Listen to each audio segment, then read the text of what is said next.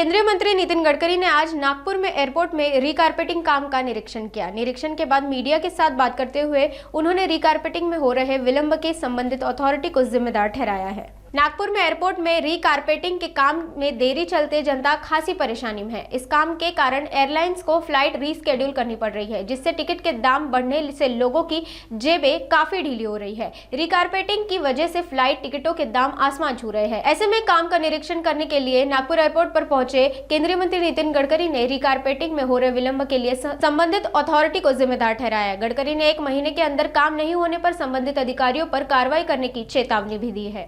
Airport का काम करीब 2 से 2.5 साल प्रोलॉन्ग हुआ, पर जिसके लिए सम्मान्य सुप्रीम कोर्ट ने के कारण निर्णय न होने के कारण वो नहीं हुआ।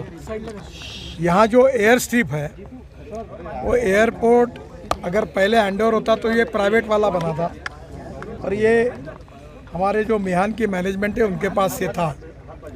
उन्होंने 2023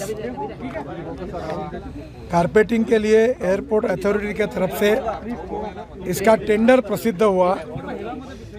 अरे तुम्ही शांत राहा ना, तुम्ही सगळे राजकारणातच जायच्या लायकीच्या, एवढे भांडता तुम्ही।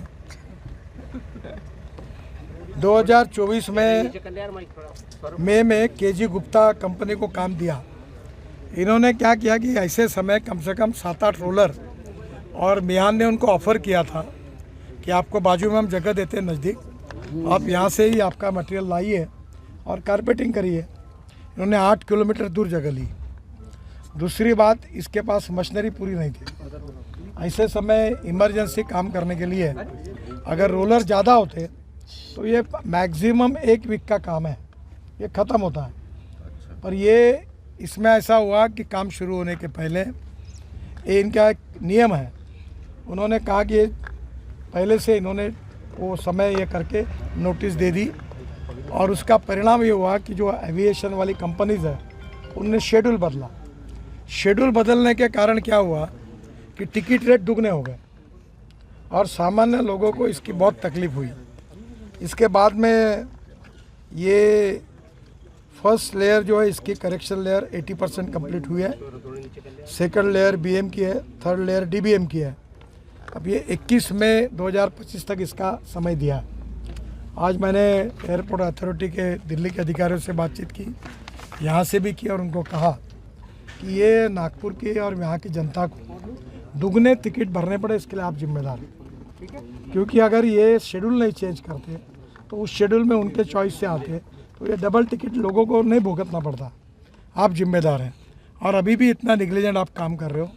तो मैंने उनको कहा कि किसी भी हालत में 1 महीने के अंदर ये काम पूरा करो। जो समय दिया हुआ है, इन्होंने और एक गलत बात की, कोर्ट में एफिडेविट किया कि ये चुनाव के कारण कोड ऑफ कंडक्ट थी, इलेक्शन वगैरह हुआ, इसके कारण। मैं चुनाव में 10 दिन प्रचार में था, 76 सभाएँ मैंने ली, देवेंद्र जी थे, बाकी भी पार्टी के नेता आए, यहाँ गए।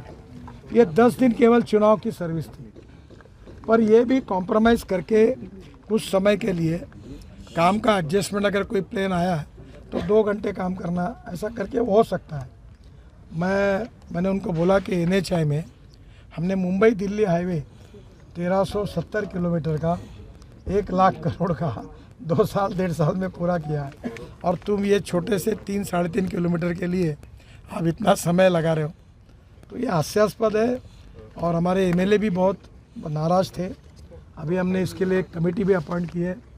ये गिरधारी मंत्री है, प्रकाश भोयर है, दिलीप जाधव है, ये अभी इसके अपॉइंट किए हैं, और बहुत सीरियसली हमने लिया है। नागपुर की और यहाँ के एयरपोर्ट वाली जनता को साल भर में बहुत तकलीफ़ हुई है, और ये हमारी गलती है, और इसलिए मैं जनता से भी क्षमा मांगता हूँ। पर यह किसी भी स्थिति में 1 महीने के अंदर हम पूरा करेंगे। आज हमने सब ने मिलकर, आमदार मोहन मते ये मेरे साथ थे, हमने पूरा निरीक्षण एयर स्ट्रिप का किया है, और ये काम जल्दी करके ये जनता को राहत देंगे, ऐसा प्रयास करेंगे। ये एयरपोर्ट अभी जल्दी ही जो नई कंपनी है उसको हैंडओवर होगा, और फिर इसमें बहुत से प्रॉब्लम्स है, और ये प्रॉब्लम की अभी चर्चा करना इसलिए अनावश्यक है कि अब ये सब बदल रहा है।